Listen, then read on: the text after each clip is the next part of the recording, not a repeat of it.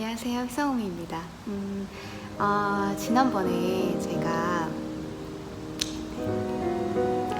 어,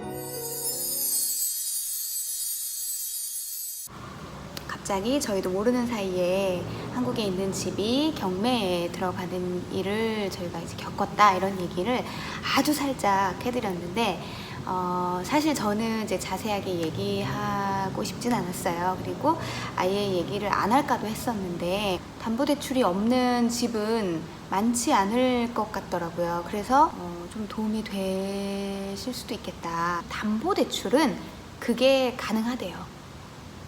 그래서 담보대출을 진짜 조심하셔야겠다는. 진짜 얘네가 일부러 그렇게 하나?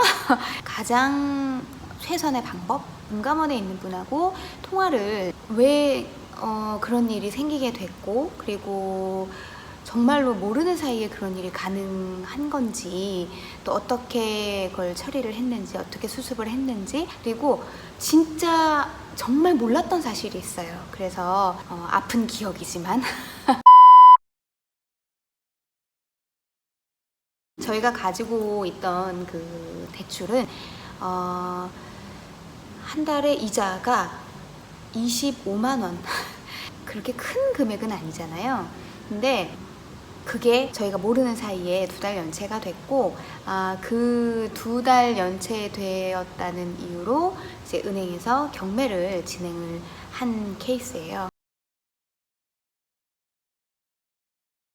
오로지 이자만 납부한, 평상시에 사용을 하지 않고, 그리고 저희가 이제 해외에 나와 있으면서 그거를 이체가 되는 내역을 거의 확인하지를 않았어요. 이게 이제 저희의 그 첫 번째 잘못인데, 근데 이제 저희가 이제 또 몰랐던 게 뭐냐면, 저희가 이제 8월까지는 뭐 문제 없이 돈이 빠지겠지라고 해서 돈을 넣어 놓은 것이 6월부터 돈이 빠지지 않았다고 해요.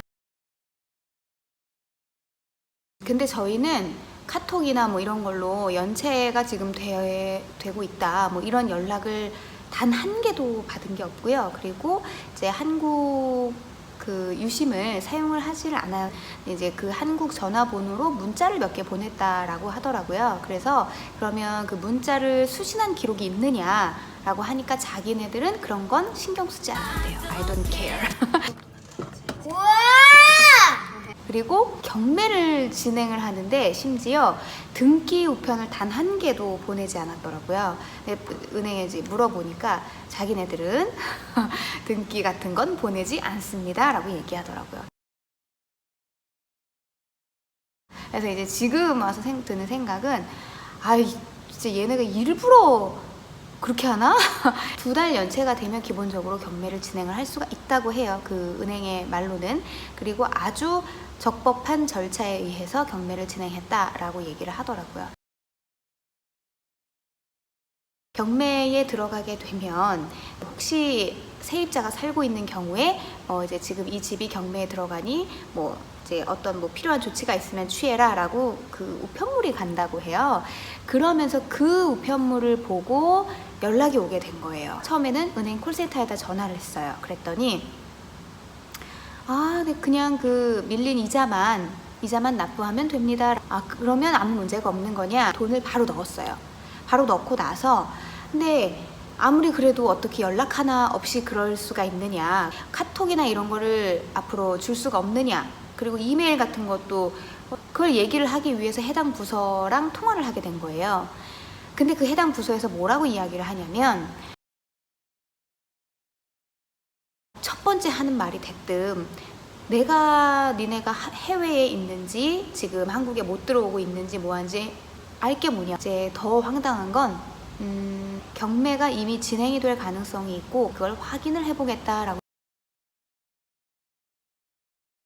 8월 6일자로 경매가 접수가 됐대요. 저희가 8월 12일에 알았으니까 주말 빼고 영업일로는 한 4일 뭐 이렇게밖에 지나지 않은 시간인데, 그 이미 경매가 진행이 됐기 때문에 그걸 취하를 해야 하고, 취하를 하지 않으면 어떻게 되냐라고 물어봤는데, 제가 이제 이게 진짜 황당하고 제가 깜짝 놀랐던 건데,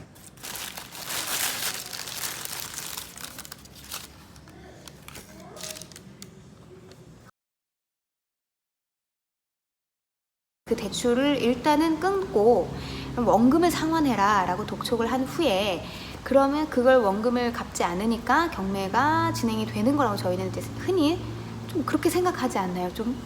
근데 그게 아니고 경매를 진행을 하는 동안에도 대출은 여전히 계속 살아있대요. 그래서 경매가 낙찰이 되는 순간까지도 계속해서 청구가 되고, 그러면 헐값의 경매가 넘어간 후에 그 원금하고 그 다음에 그동안 계속해서 청구된 그 이자까지 다 싹 다 합쳐서 다 원천징수해서 가져가고 남은 걸 저희한테 주는 그런 방식이더라고요. 그런 말도 안 되는 거였더라고요. 진짜 하루빨리 경매를 취하하는 것이 가장 최선의 방법?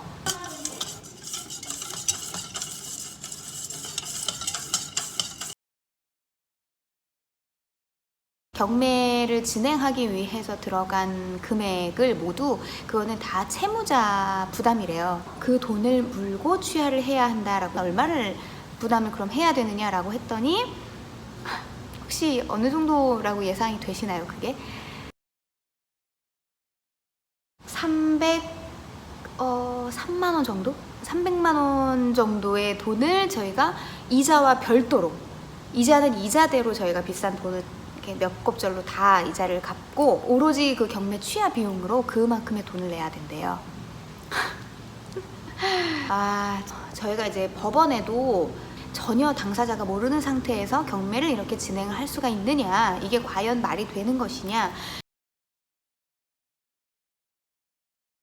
잘 들으려고 하지도 않고요. 일단 법원에서는 사실 수많은 케이스 중에 하나인 것 뿐이죠. 그냥 뭐 알겠어요, 취하하면 빨리빨리 처리해 드릴게요, 이 정도가 최선이에요. 저희가 이제 아는 인맥을 총동원해서 금감원에 있는 분하고 통화를 했어요. 근데 그분이 얘기하시기를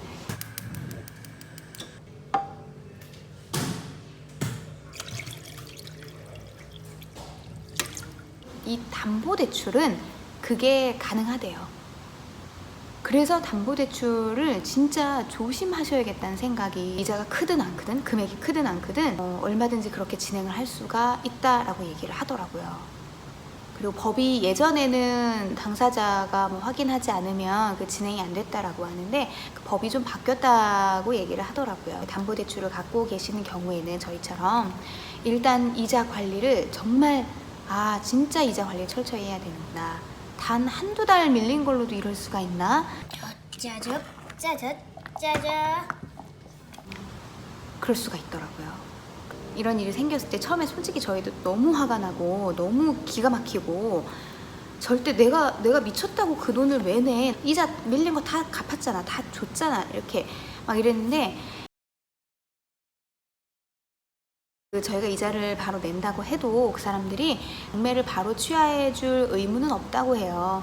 그래도 최대한 좋게 해결을 하기 위해서는 막 무조건 싸워서는 안 되겠더라고요. 처음에 이제 수영아빠가 막 대뜸 막 담당자랑 막 싸우려고 하고, 이제 저희도 막 화가 나니까. 근데 그래도 좋게 해결을 해야 바로 이렇게 취하를 하게 되니까, 그래도 경매가 진행되지 않은 부분에 대해서는 좀 환급을 받을 수 있었어요. 혹시라도 이런 일이 생기면 하루빨리 경매를 취하하는 것이 그나마 피해를 조금이라도 줄일 수 있는 그런 방법인 것 같고요. 그리고 참고로 저희가 이용한 그 은행은 농협이었습니다. 꼭 농협 거기뿐만이 아니라 지금 은행들이 이러한 어려운 시국에, 사실상 저희는 뭐 대출이나 이런 것들도 많고, 근데 이걸 점점 이 어려운 시기에 갚기 힘들어지고 이자도 내기 힘들고 그런 상황들이 많이 생기고 있잖아요. 참 씁쓸한 것 같아요. 그래서 일단 저희와 같은 일은 정말 아무도 겪으시면 안 되지만, 혹시라도 방지하시는 데에 있어서 조금이라도 도움이 되실 수 있을까 하는 마음에 제가 이제 이렇게 이야기를 하게 됐고요. 코로나 기간에 수입 없이 지낸다고 말씀을 드렸는데, 이게 청천벽력 같았어요. 근데 모두 부당한 일, 억울한 일 없이 다 잘 지내셨으면 좋겠고요. 무조건 건강하시고요. 그러면 저희는 다음 영상에서